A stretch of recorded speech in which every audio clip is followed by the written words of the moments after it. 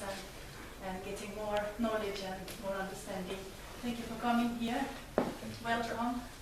Yes, and please maybe you can tell a little bit, few words about yourself, if you like.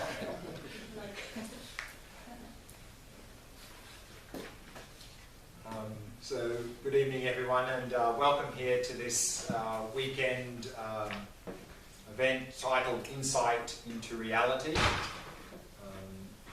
As Katja mentioned, my name's Glen Svensson. I'm from Australia. My parents are Swedish. I grew up in Australia.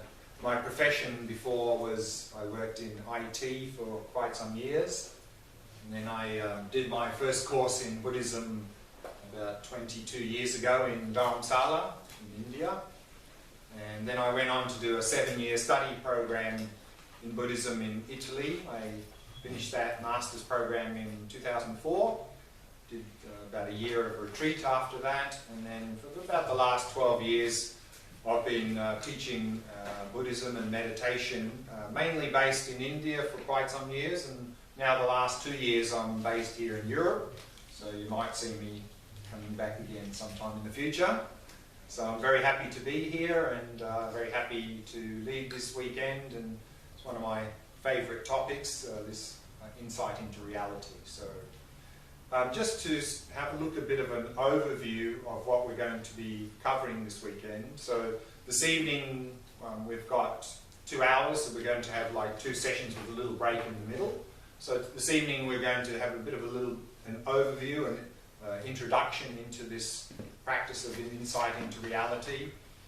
In my sessions I like to be very interactive, so whenever you have any questions, please raise your hand and ask the question. So I like to be very interactive in these sessions. And this practice, of course, is the wisdom practice, but it's good to have a balance when we do wisdom practice. So on the weekend we're going to have, both tomorrow and Sunday, we're going to have 4 sessions each day. We'll be starting at 10 o'clock in the morning and finishing 5 o'clock in the afternoon. And the morning sessions, we'll have 2 sessions, an hour 15 with a 30-minute break in the middle. Lunch will be from 1 till 2:30, and then in the afternoon we'll have 2 one-hour sessions with a 30-minute tea break in the middle, and we'll be finishing at 5 o'clock each day. And to balance this wisdom practice that we're going to focus on, we're going to do a little bit in the session after lunch tomorrow and on Sunday, something from the compassion wing of the practice, just to give a little bit of balance. So tomorrow afternoon we're going to be looking at the loving kindness practice, and also talking a little bit about how to deal with attachment. And then on Sunday afternoon after lunch we're going to look at the compassion practice, plus looking at a little bit about how to deal with anger as well in that session. The materials for the weekend, we've got these 3 charts here. We'll look at them a little bit this evening, and then we'll look at them more on the weekend as well. And so that's a little bit of the logistics of this weekend. So to begin, I think it'd be nice to just do a short meditation, just sit quietly. We'll do a little 15-minute meditation just to relax the body, relax the mind, and setting a good motivation. So if you like to just find a nice comfortable posture, we'll begin with that.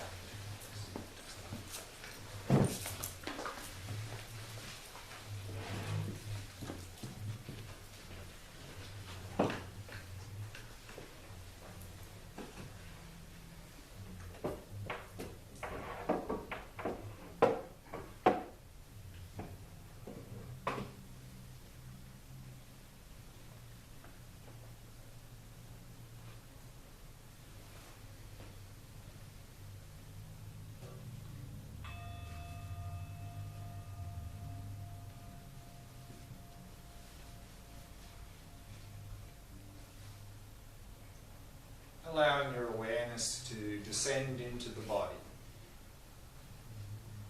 and simply become aware of sensations throughout the body.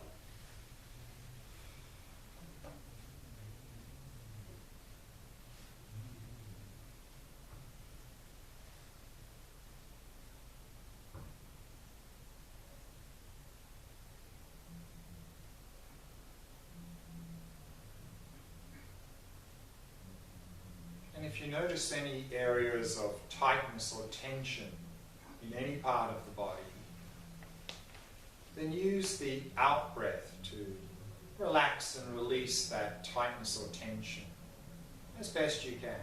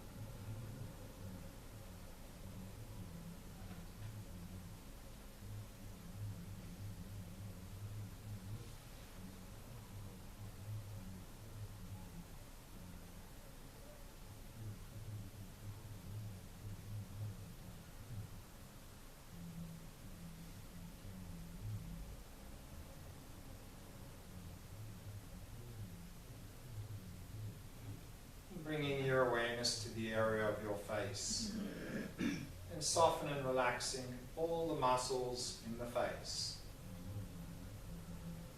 The mouth and jaw soft and relaxed. And all the muscles around the eyes soft and relaxed.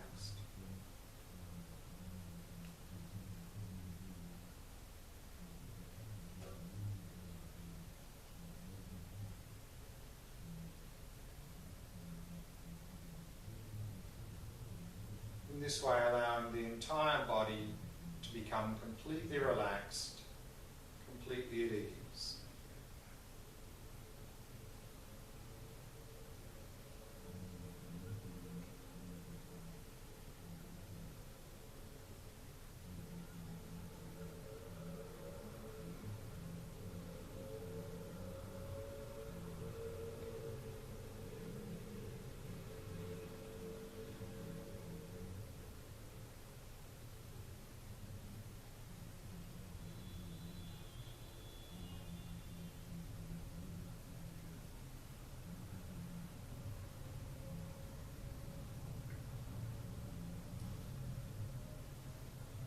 Relaxing more deeply with each out-breath.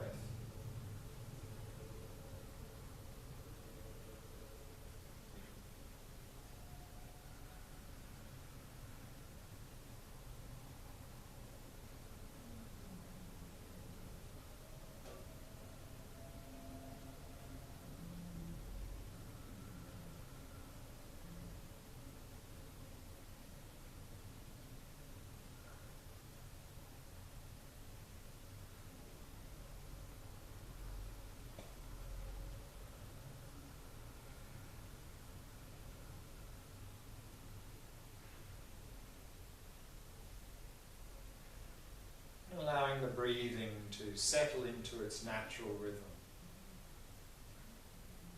Not trying to control or regulate the breath in any way. Simply allowing it to flow naturally and effortlessly.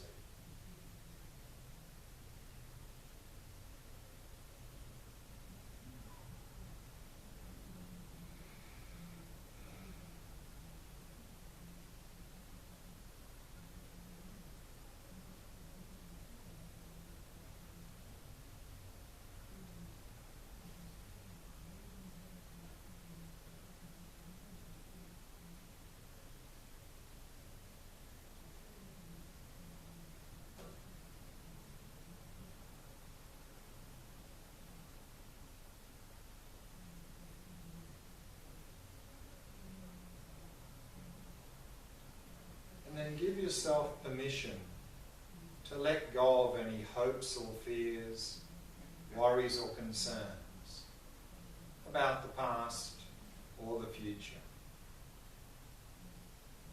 To give yourself permission to let go of all of these things for the duration of this short meditation.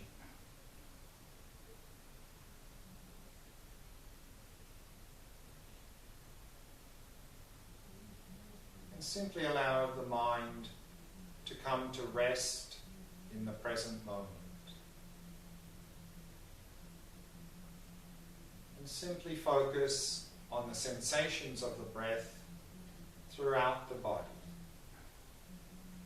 Wherever you can most easily notice any sensations connected to the breathing.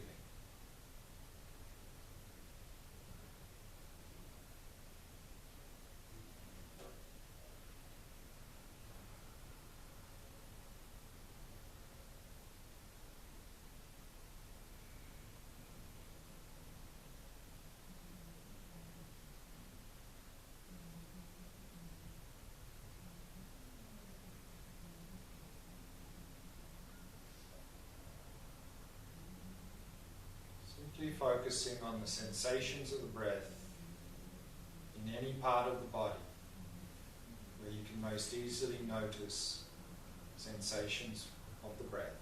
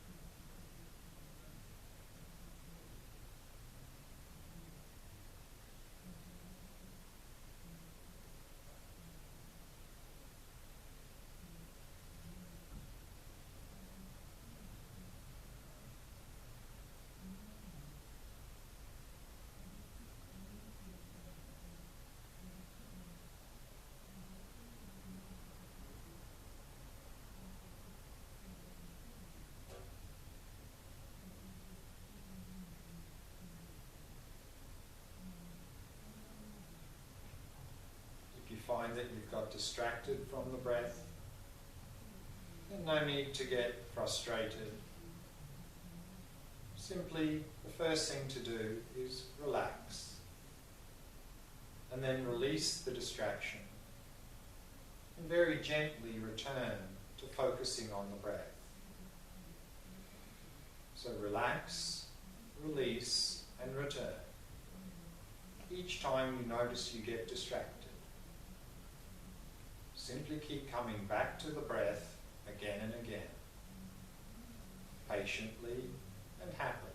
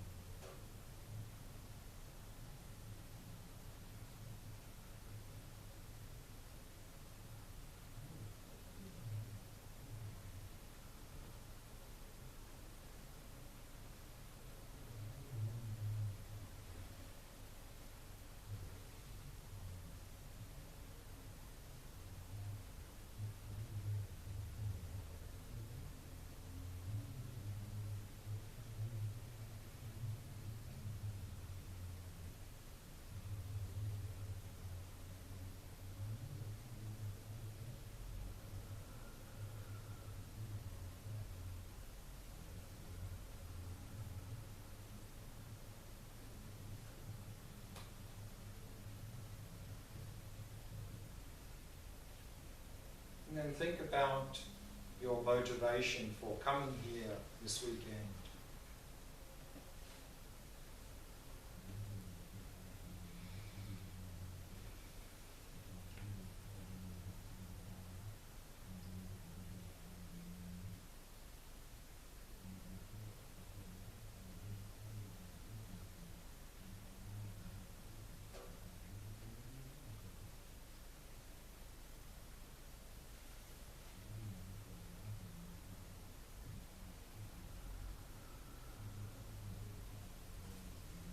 And trying to set the best possible motivation you can for attending this Insight into Reality program.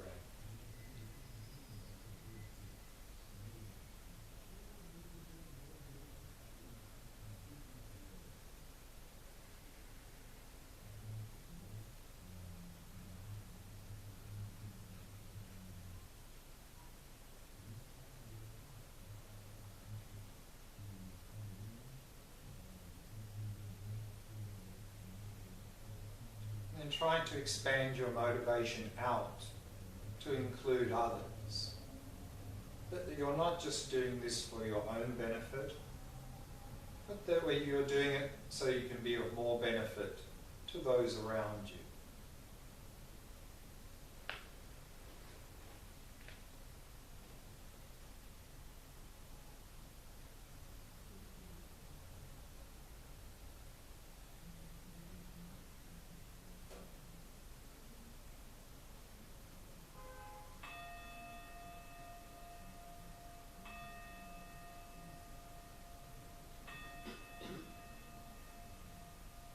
So keeping this motivation in mind, we can finish the meditation and begin our discussions together.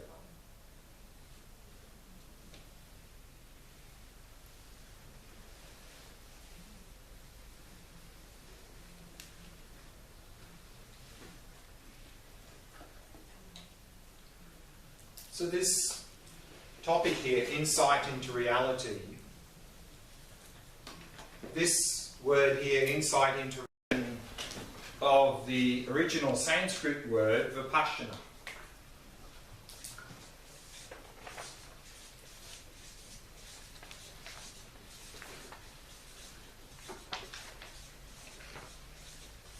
Most of you are probably more familiar with the Pali word vipassana. But in both of those words, we can divide it into two. The VI here, the prefix VI, means higher or superior.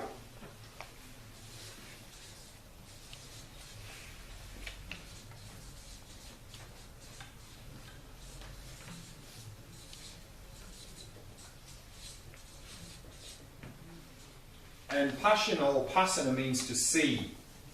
So vipassana or vipassana means higher seeing, seeing beyond. And usually it's translated as insight or sometimes special insight. And so we're talking, of course, about an insight into reality, an insight into the nature of reality. So why is this important? Why is it important to gain an insight into the nature of reality? The Buddhist assertion is that the underlying root of all of our mental afflictions and suffering is our distorted view of reality. So therefore, if we want to overcome mental afflictions such as attachment, jealousy, anger, anxiety and so forth, we need to get rid of the underlying root cause, which is our distorted view of reality. And also, if we want to get rid of suffering that that produces as well, we need to gain an insight into the nature of reality. And when we talk about gaining an insight into reality, we're not simply talking about having an intellectual understanding of the nature of reality. In fact, we can talk about 3 stages in the Vipassana practice.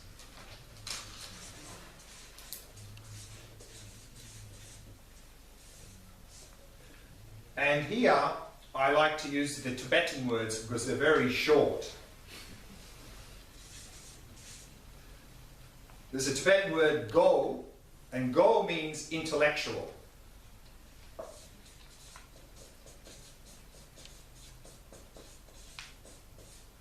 So the first stage in not only this practice, in fact all practices, is to gain an intellectual understanding of the nature of reality. But merely gaining an intellectual understanding of nature of reality is not going to solve our problems. In fact, we could be the smartest Buddhist scholar in the world and still be completely miserable. Because it's not our intellectual understanding that determines our behaviour. Our behaviour is not driven by our intellectual understanding. It's driven by our instinctive habits. And our instinctive habit, or our instinctive way of how we see reality around us, is distorted. So to overcome that distorted way of seeing reality, we need to do more than get a correct intellectual understanding of reality. We need to bring that intellectual understanding into meditation. We need to come to an experience, a taste or experience of reality and nature of reality in meditation.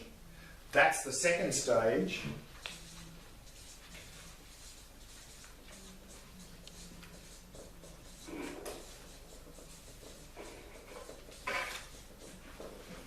Which is nyam in Tibetan, and that means taste or experience. So we meditate on how things exist, and we come to have a little taste or experience of how things actually exist in meditation. That will have a very profound impact on our mind, meaning that outside of the meditation, for a short time at least, we're going to see things in a more accurate and correct way. We'll be in more sync, more harmony with reality, and you'll find that during that time, your mind will be much more calm, much less mental afflictions like craving and jealousy and anger. That'll be much reduced and much less suffering. But it'll wear off and we'll go back to our normal craving, jealousy, anger and suffering and so forth. So what we want to do is we want to stabilise that. We want to make it longer lasting. And that's the third stage of this practice.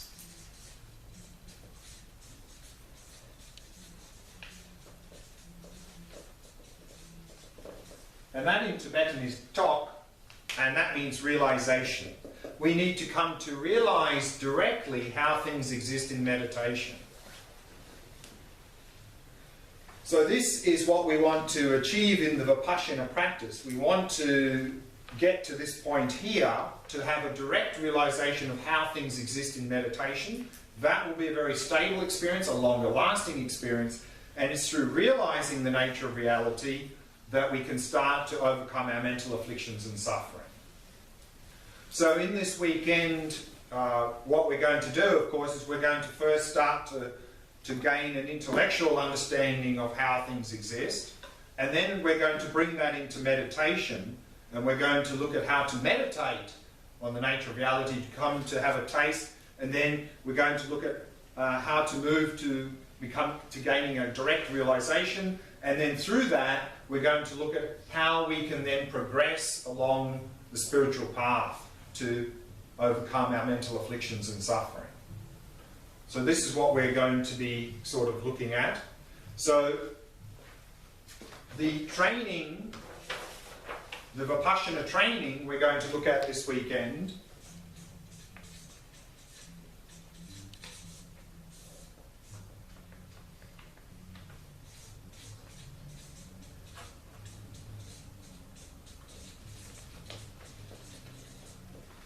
first, we're going to look at our current distorted view of reality. And what we're going to see here is actually we have a number of distorted views of reality in how we see things. And then on that basis, we're going to look at how this distorted view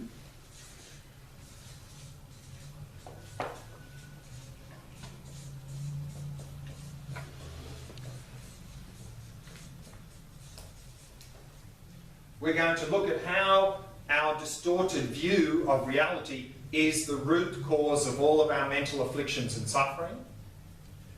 And then we're going to, in the third stage, we're going to, then we're going to look at how to establish the correct view of reality.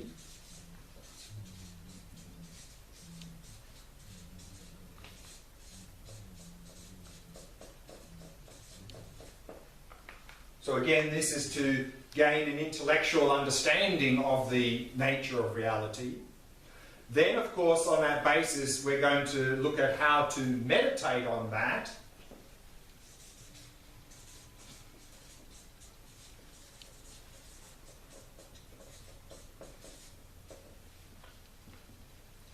And then, of course, on that basis, we're going to look at then how we can progress in the path.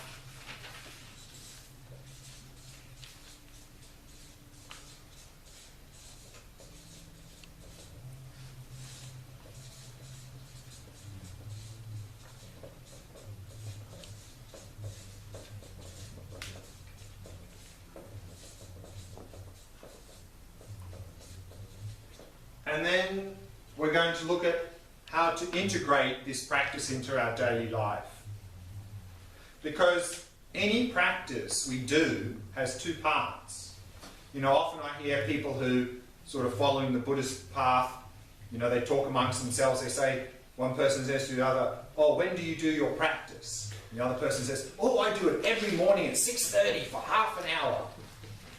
If this is our idea of practice, we're not going to get very far.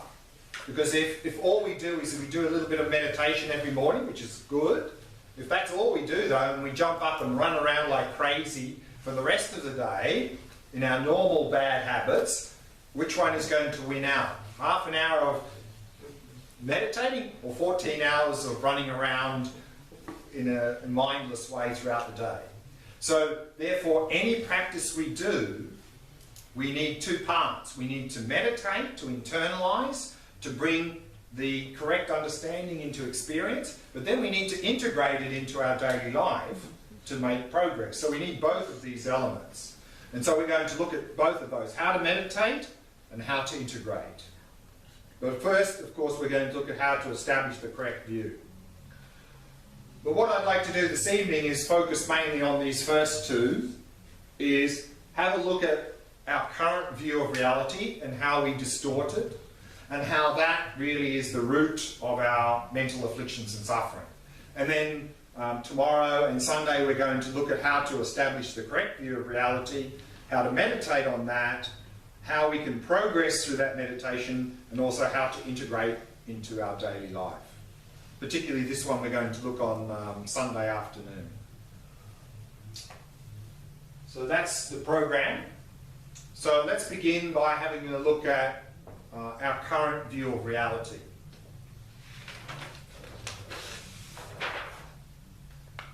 And there are at least 4 ways in which we distort reality.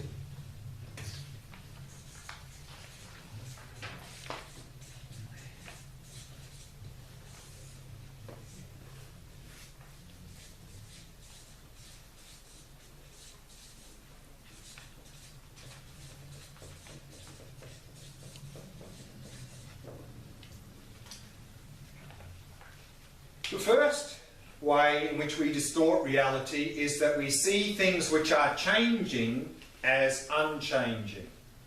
You know, this is the idea of impermanence, of course. Now, I think we all intellectually accept that everything we see and experience is changing moment by moment. Science has proven that. We learnt it at school. I think none of us have any problem accepting that. But, again, how do we relate to things experientially? I think experientially we tend to relate to things as unchanging. That this cup is the same cup that was here yesterday, it'll be the same cup here tomorrow. That's how we relate to things. But of course science tells us there is no such cup existing that is the same today as it was yesterday and it'll be the same tomorrow. In fact, it's changing in every single moment. And we know that intellectually. But again, this is not how we relate to things. So this is one distortion that we do instinctively, experientially. And that is why we get upset when things break and things change.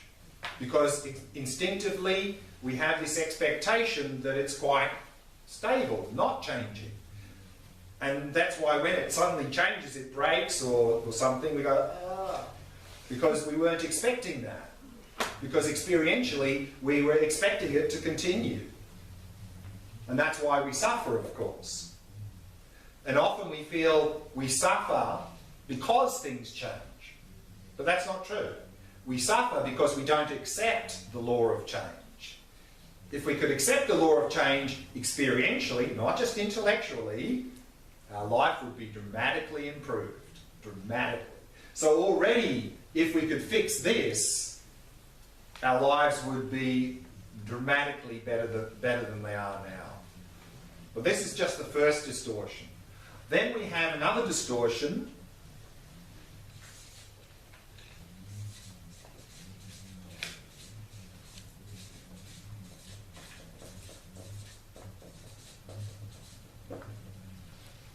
That we tend to equate pleasure as happiness. But is pleasure happiness? So here we can actually talk about two types of happiness.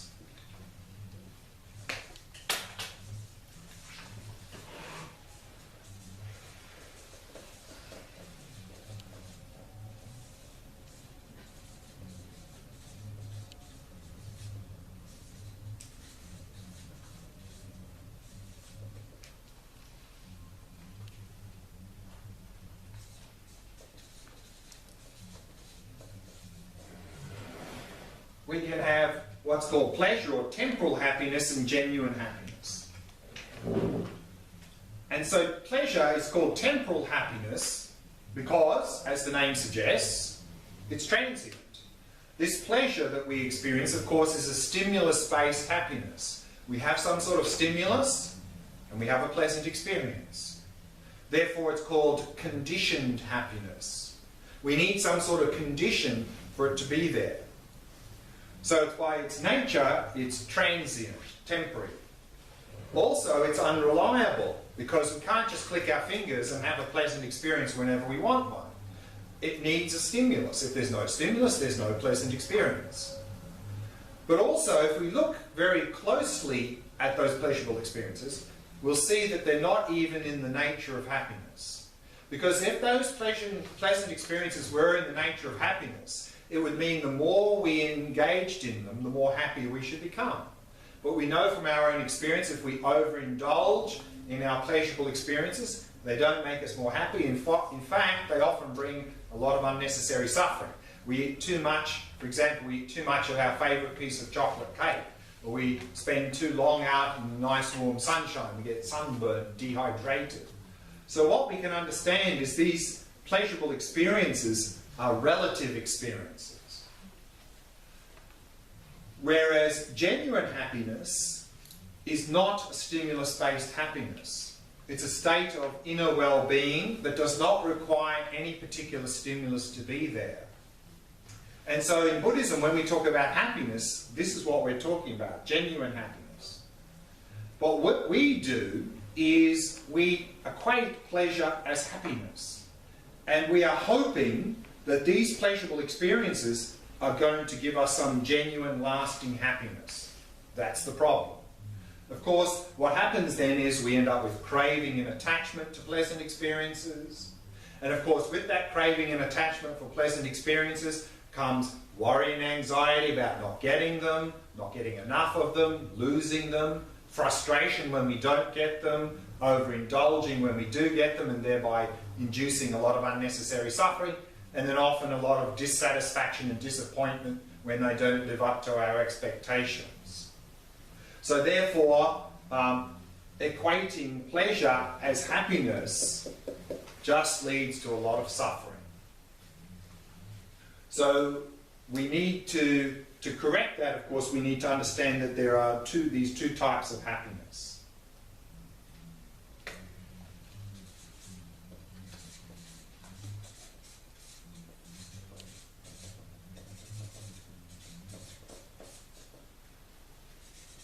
And then there's another distortion, that is to see where there is no self as a self.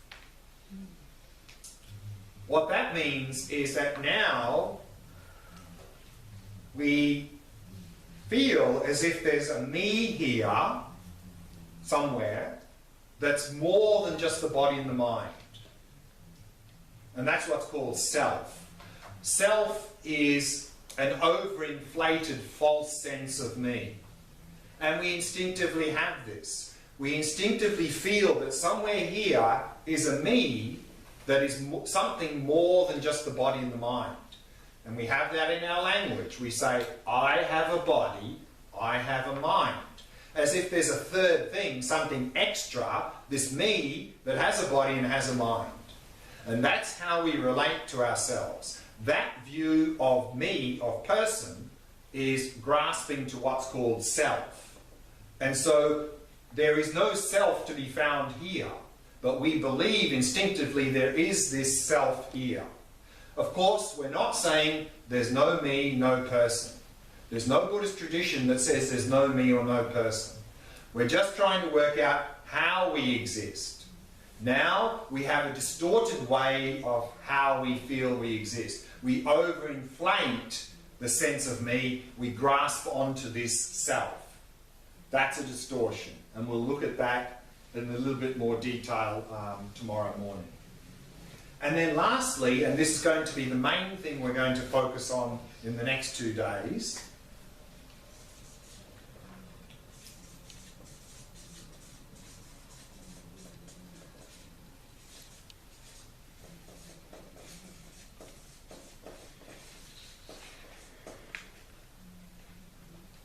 we look at what is dependent as independent. And again, I think many of us, at some level, understand this, the idea of interdependency. You know, we hear a lot more about it these days, particularly, you know, things like climate change and all this, that everything's interdependent. And so at some level, we appreciate that. But again, I think instinctively, that's not how we see things. We instinctively see things as independent. In particular, we see or believe, we grasp onto, there's an independent me here, and there's an independent objective world out there. That's how we see ourselves in the world, completely independent of me. That's how we instinctively see ourselves in the world. That, according to Buddhism, is a distorted view of reality. And this is the main one that we're going to look at on this weekend. That's our primary focus for this weekend, although we're going to be, of course, looking at those a little bit more tomorrow as well. So that is the most subtle way in which we distort reality. Anything there not clear? Of course, we're going to look at these in detail starting tomorrow, but if you don't understand the basic idea, then you can ask a question. Okay. What I'd like to do now then is have a look at how our distorted view of reality is the basis of all of our mental afflictions, such as attachment, aversion, jealousy, and so forth, and our suffering. And I'd like to do that based on this distortion. So to do this, we're going to use your first chart. So you grab your first chart.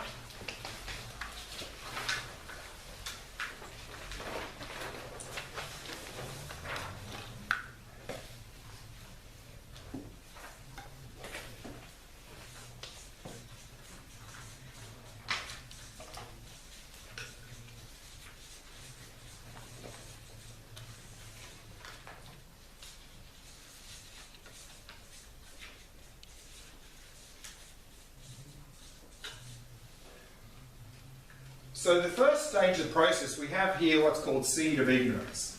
And here this word ignorance is talking about this distortions. So ignorance is our distorted view of reality. And in particular here, we're looking at the ignorance, or our ignorance where we are grasping onto an independent me and an independent objective world out there. So that's what this word ignorance here means. This ignorant belief that there is an independent me here and an independent objective world out there. And seed of ignorance, seed here means habit. So we have the habit of believing that there's an independent me here and an independent world there. And according to Buddhism, we've had that habit since we were born and well before we were born. So we have that habit of seeing the world in that way.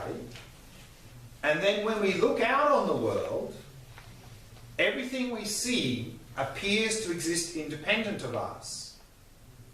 But this view of reality that we're looking at this weekend is saying that actually things are not existing as they appear.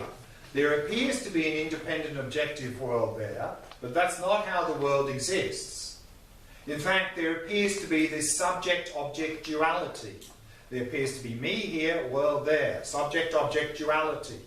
So this is called dualistic appearance. There appears to be an independent me here, independent world there.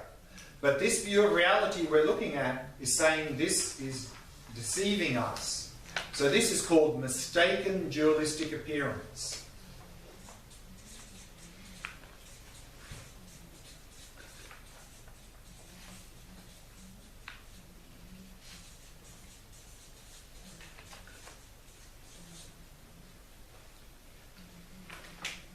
Everything we experience has always appeared to us in this way. We've never seen things in any other way. And since we have the habit of believing those appearances, there's no reason to question them. So we never question appearances. We just accept. That's how the world looks like. I accept that. So that is step 2. We just accept appearances.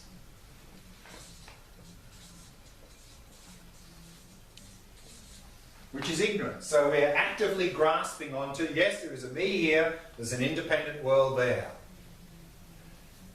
Every time we experience something, we have a mental factor called feeling is always present.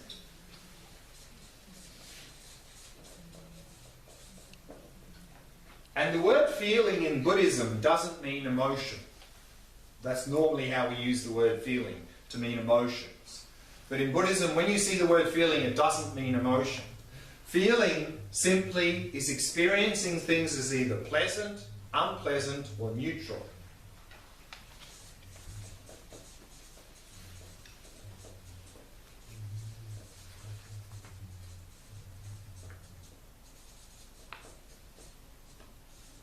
So of course neutral just means neither pleasant nor unpleasant. So everything we experience it as either pleasant, unpleasant, or neutral. Let's say we're looking at these flowers here. They appear to exist independent of us. We have the habit of believing that, so we never question that. We just automatically accept, yes, there's flowers there existing independent of me. Now let's say when we look at those flowers, we're having a pleasant experience.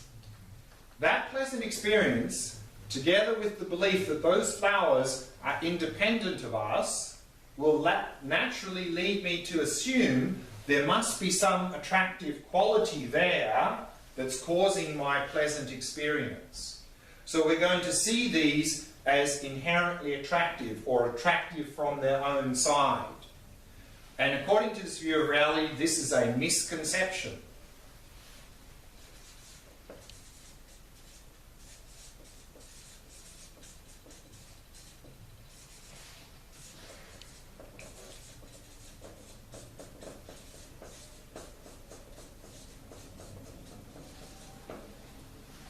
Or, if I'm looking at these flowers and I'm having an unpleasant experience, together with the belief that those flowers exist independent of me, that will naturally lead me to assume there must be some unattractive quality there that's causing my unpleasant experience. So we'll see them as inherently unattractive or unattractive from their own side.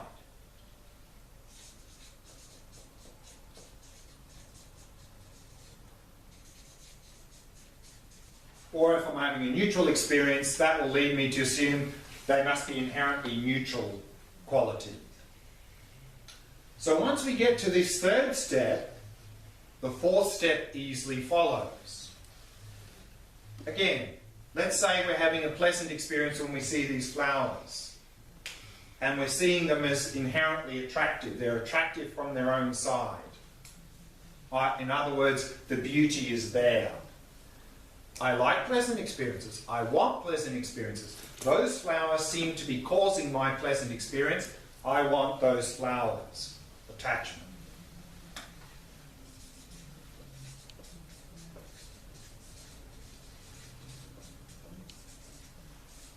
Or if I'm having an unpleasant experience, I don't like unpleasant experiences, I don't want unpleasant experiences. Those flowers seem to be causing my unpleasant experience. Get them out of here. Aversion.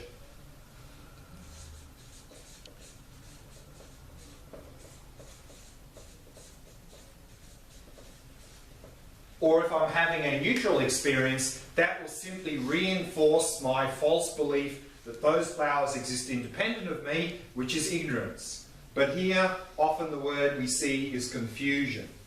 But confusion here doesn't mean that these flowers are not. It's simply confused about how they exist. So confusion here is another word for ignorance. Same word, same meaning.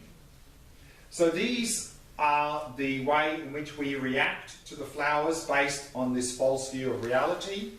These mental afflictions then are driving our behaviour, our actions.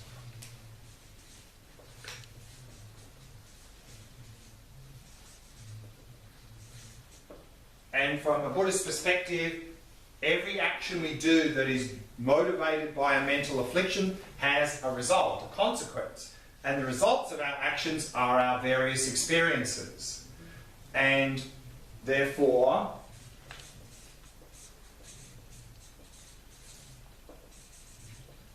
we end up with suffering.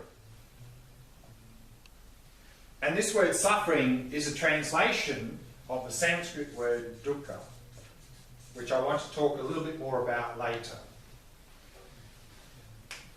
But this is basically how our distorted view of reality leads to our mental afflictions, and then through our actions leads to our suffering experiences. So this is the process. Any questions about that? Is it only actions that leads to suffering, or also words and thoughts? Action here can be physical, verbal, and mental. All. So even having a negative, bad thought is an action. So action's not just physical actions, it's verbal and mental. The key here is intention. If intention is present, that's an action.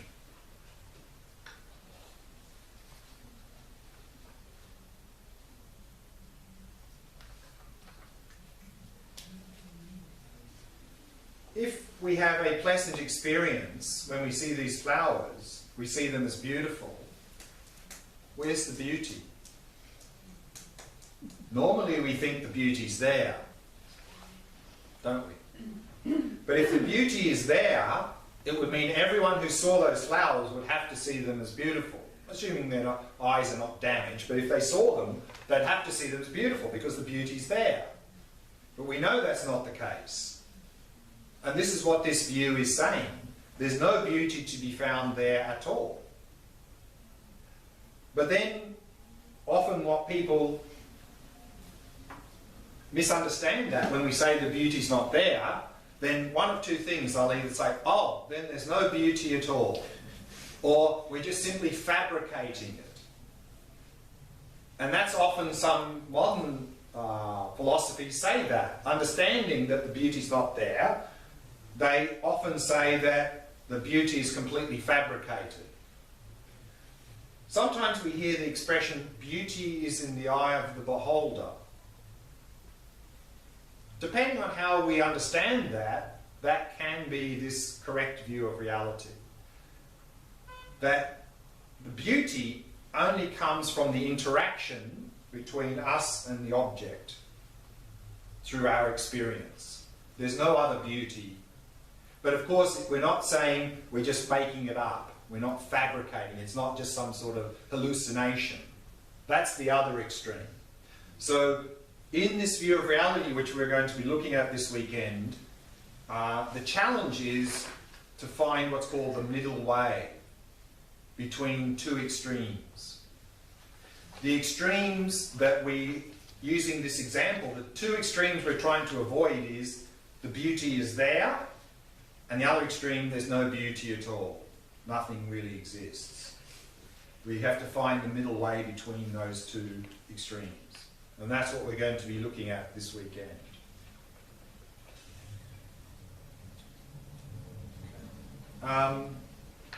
Any questions about that? Otherwise, I think it's more or less time for a short break. 10 minutes. Yeah, take a 10-minute break. So let's take a 10-minute tea break. And then I'd like to start to have a look at how to start to establish the correct view of reality after the break. So let's take a 10-minute break.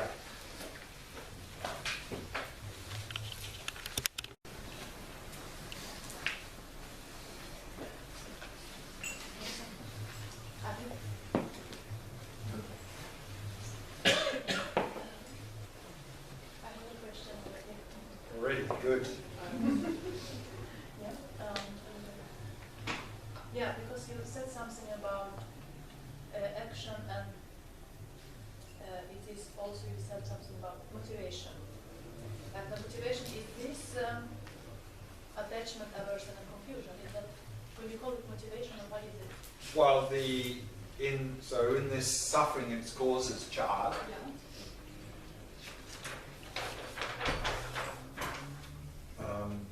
this is the process, and so here, of course, we have these mental afflictions, and that's what's sort of driving our behaviour. And from a Buddhist perspective, these are what's called the three poisons, the three main mental afflictions. This confusion is just another name for ignorance, so that is a distorted view of reality. And here we're talking about seeing or believing there's independent me, independent world, and with that we end up basically having attachment to pleasant things and aversion to unpleasant things.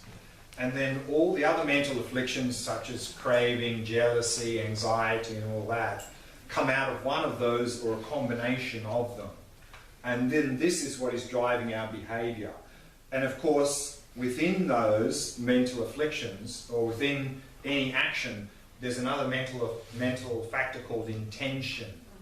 And intention comes together with these, and intention is just something that moves us towards something.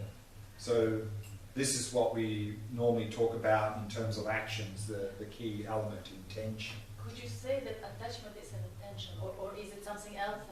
Yeah, I mean, it comes together. I mean, in Buddhist psychology we distinguish them, but with attachment there's always intention there. Yeah. So intention, when you have a mental affliction such as this that's driving behaviour, there's always intention together. But in Buddhist psychology they're distinguished, even though they always come together. But do we need intention in a spiritual way? Like to intend to reach something? Sure. Now we're not saying that intention is always negative. We're not saying that these always lead to negative behaviour. Yeah, that's my point. Yeah, exactly. So we're not suggesting that. So intention itself, whether it's virtuous or non-virtuous, positive, negative, depends on what else comes with it in terms of what we're moving towards and so forth. So intention in Buddhist intention is just something that moves us towards something. And then what comes together with it will determine whether that intention is a positive or negative or virtuous, non-virtuous. So it's a normal part of Buddhist. Yeah. I mean, if you don't have intention, there's no move, there's nothing happening.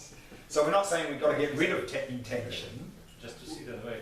Exactly. We need to direct that intention in a healthy way. It's not a matter of throwing intention out. We couldn't do anything if we had no intention. Can I ask about the feeling? You said something about it's not about emotions. Correct. It's about pleasant or unpleasant. Correct. So this word, and that is relative also. What is pleasant and unpleasant? No. Okay. First off, this word feeling is coming from a Sanskrit word, Vedana, and this can be at the physical level and the mental level. That's what. So physically, when we have pleasant, unpleasant, neutral experience physically, normally the word Vedana is translated as sensation. So it's the same word. So physically, you hear the word sensation. If it's mental, you hear the word feeling. But it's the same Sanskrit word. They're the same thing. One's physical, one's mental. This is, of course, there's two things here. We're experiencing something in a certain way, but then, of course, on top of that, there is a way of reacting to that or interpreting that.